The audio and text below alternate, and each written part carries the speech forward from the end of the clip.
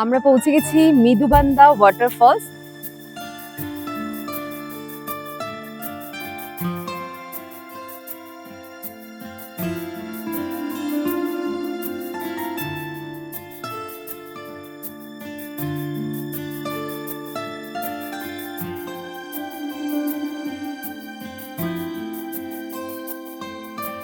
Good morning, দারিংবাড়ির থেকে আরো একটা নতুন ব্লগে আপনাদের সকলকে স্বাগত জানাচ্ছি। আমি প্রিয়াঙ্কা, আর আজকে সকালটা শুরু করছি দারিংবাড়ি কফি গার্ডেনে।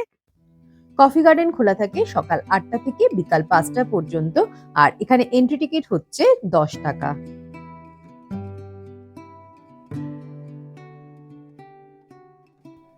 কফি গার্ডেনে কফি গাছ তো রয়েছে, যদিও কোনো গাছে এখন ফল দেখতে পাইনি, সম্ভবত তোলা হয়ে গেছে। কফি গাছ ছাড়াও এখানে কিন্তু রয়েছে গোলমরিচ গাছও, থোকা থোকা গোলমরিচও হয়ে আছে, যদিও এখন এগুলো কাঁচা অবস্থায় রয়েছে।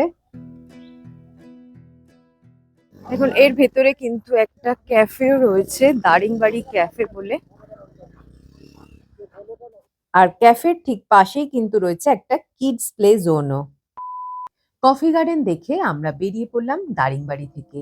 গত দুদিন আমরা দারিংবাড়ির বিভিন্ন জায়গা ঘুরে দেখেছি, আর সেই সব ডিটেলস আমি শেয়ার করেছি আগের দুটো ব্লগে। যদি ভিডিওগুলো এখনো না দেখে থাকেন তাহলে ডেসক্রিপশন আর আই বাটনে লিংক দিয়ে দিলাম, একবার দেখে নিতে পারেন। আর আজকে আমরা দারিংবাড়ি থেকে পৌঁছে যাব গোপালপুর।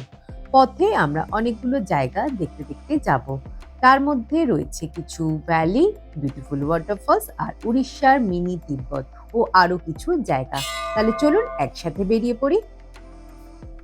আমরা পৌঁছে গেছি মৃদুবান্দা ওয়াটারফলস, আর এই ওয়াটারফলসে কিছুটা নিচে নামতে হবে, সিঁড়ি রয়েছে। ওয়াটারফলসের সামনে কিন্তু এখানে দোকান রয়েছে, জল, কোল্ড ড্রিঙ্কস, ম্যাগি, চা, ব্রেড, অমলেট সবকিছু এখানে পেয়ে যাবেন।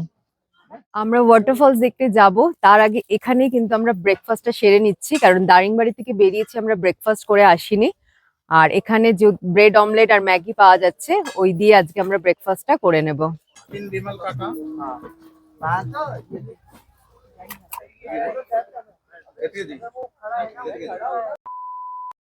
ব্রেকফাস্ট করে একদম ফুল এনার্জি পেয়ে গেছি, এবার আমরা সিঁড়ি দিয়ে নিচে নামবো। আর সিঁড়ি দিয়ে নামার মুখেই কিন্তু এখানে কিছু মহিলা মশলাপাতি, মধু এইসব বিক্রি করছে। বিভিন্ন মশলা এখানে রয়েছে। এই ওয়াটারফলসে কিন্তু কোনো এন্ট্রি টিকিট নেই, ফ্রি এন্ট্রি রয়েছে। মোট এখানে নামতে 160টার মতন সিঁড়ি রয়েছে, কিছুটা সিঁড়ি কিছুটা প্লেন, এরকমই রাস্তা রয়েছে। আজকে এখানেও দেখুন কিন্তু পিকনিকের হচ্ছে, বেশ কিছু পিকনিক পার্টি এখানেও এসছে, ওয়াটারফলসের সামনে রান্না করে পিকনিক করছে। আজকে 1 জানুয়ারি, এখানেও কিন্তু অনেকেই পিকনিক করতে এসছে, পিকনিক করছে, আর এরম ভাবে দেখুন এরিয়াটাকে নোংরা করছে, যেটা করা কিন্তু উচিত নয়। এখান দিয়ে সামনে একটা রাস্তা চলে গেছে, যেটা একটু ঘুরে যাচ্ছে, আর এখান দিয়ে নেমে গেছে একটা ছোট্ট শর্টকাট, গিয়ে ওই সামনে সিঁড়িতে মিশছে। 8 থেকে 10 মিনিট হেঁটেই কিন্তু আমরা পৌঁছে গেছি ওয়াটারফলসের কাছে।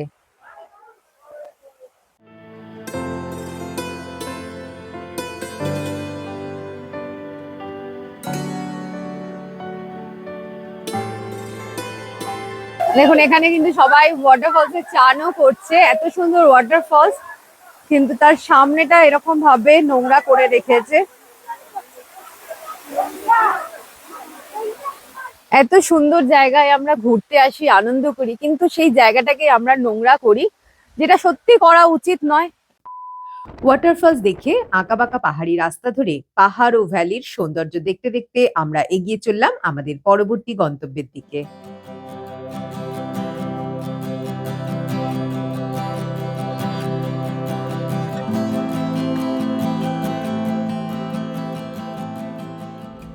এখন আমরা যে ফরেস্টের মধ্যে দিয়ে যাচ্ছি, এই ফরেস্টটার নাম হচ্ছে বামন্দি গাঁও ফরেস্ট।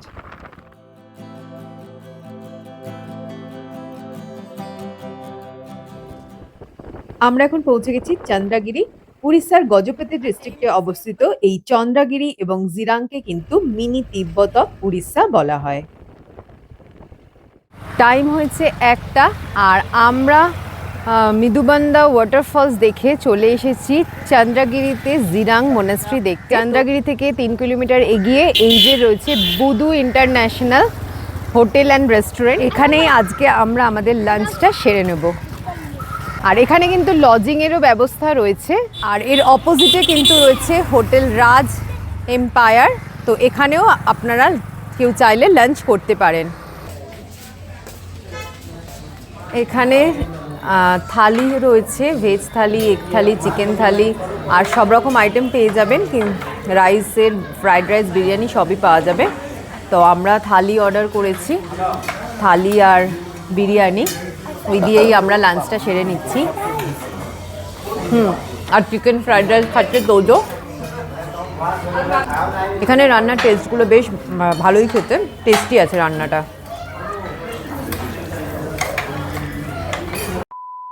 লাঞ্চ সেরে এবার আমরা আবার গাড়িতে উঠে পড়বো। এখন আমাদের গন্তব্য হচ্ছে জিরাং মনাস্ট্রি ও কাসাদা ওয়াটারফল। প্রথমে আমরা যাচ্ছি কাসাদা ওয়াটারফলস, তারপর যাবো জিরাং মনাস্ট্রি, এবং এই দুটো জায়গা কিন্তু একদমই কাছাকাছি অবস্থিত।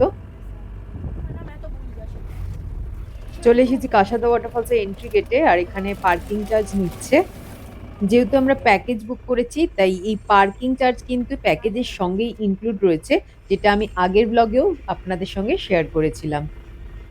আমরা চলে এসেছি কাসাডা ওয়াটারফলস, আর এখানে আজকে জাস্ট ভিড়টা একবার দেখুন।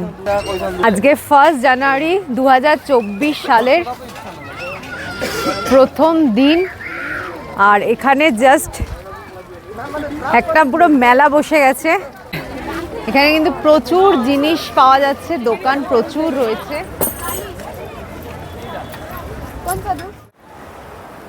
ওই দেখুন দূরে দেখা যাচ্ছে ওয়াটারফলসটা, আর ওখানে যেতে গেলে এইরকম একটা ওয়াটার ফ্লো ক্রস করে আমাদের ওদিকে যেতে হবে। হতে হচ্ছে এখান দিয়ে।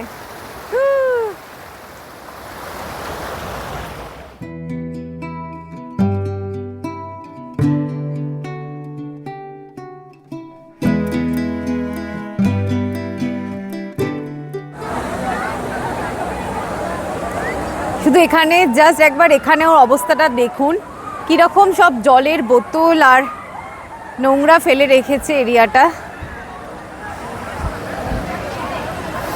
এই হচ্ছে ওয়াটারফলস এর অবস্থা।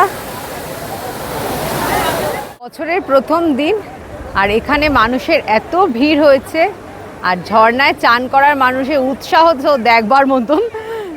যাই হোক, সেরমভাবে ভালো আজকে আর ভিডিও তোলা যায়নি, কারণ এতটাই ভিড় হয়েছে। সব জায়গায় আসার জন্য অকেশন বাদ দিয়ে আসলেই ভালো হয়।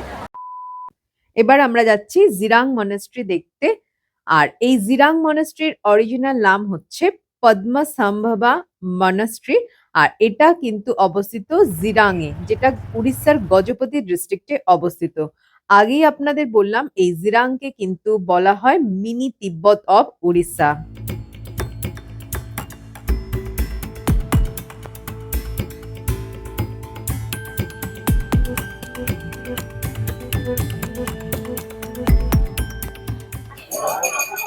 সেখানে ভিজিটিং আওয়ার্স হচ্ছে সকাল 8টা থেকে 12টা, আর দুপুর 1টা থেকে 5টা পর্যন্ত। আর এখানে এন্ট্রি টিকিট হচ্ছে 5 টাকা করে।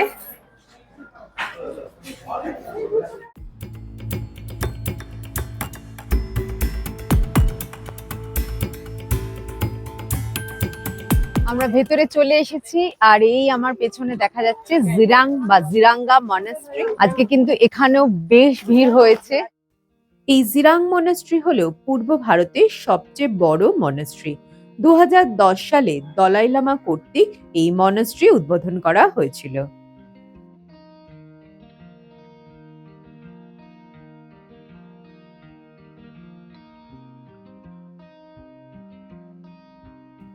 ভীষণই সুন্দর আর কালারফুল এই মনাস্ট্রিটা।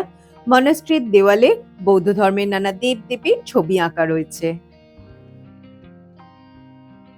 মূল টেম্পলের মধ্যে রয়েছে বুদ্ধদেবের একটা বিশাল বড় মূর্তি।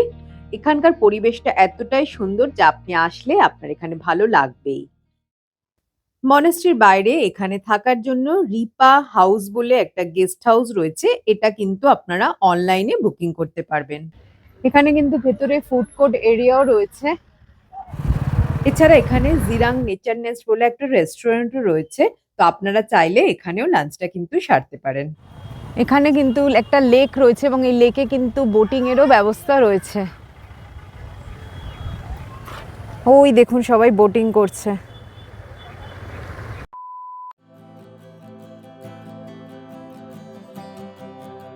আমরা এখন চলে এসেছি তপ্তপানি ন্যাচারাল হট স্প্রিং, যেটাকে বলে উষ্ণ প্রস্রবণ। যেমন আমাদের বক্রেশ্বরে রয়েছে সেই রকম এখানে একটা ন্যাচারাল হট স্প্রিং রয়েছে।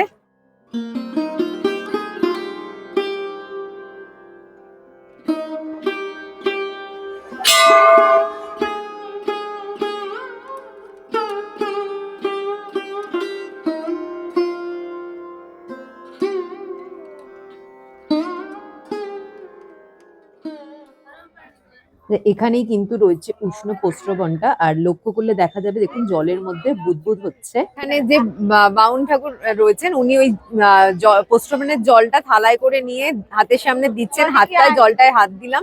বেশ মানে ঈষদুষ্ণ একটা গরম কিন্তু রয়েছে। এখানে কিন্তু উষ্ণ প্রস্রবণের জলে চান করারও একটা ব্যবস্থা করা রয়েছে, যদিও চান করার জলটা কিন্তু বেশ নোংরা। তপ্তপানির বাইরে কিন্তু প্রচুর এরকম দোকান রয়েছে, খেলনার নানা রকমের জিনিস পাওয়া যাচ্ছে। আচ্ছা, এখানে ডিয়ার পার্কও রয়েছে, আমরা আর ভেতরে গেলাম না, তো আপনারা চাইলে ভেতরে গিয়ে দেখতে পারেন, রাস্তা থেকে কিন্তু দেখা যাচ্ছে। দেখুন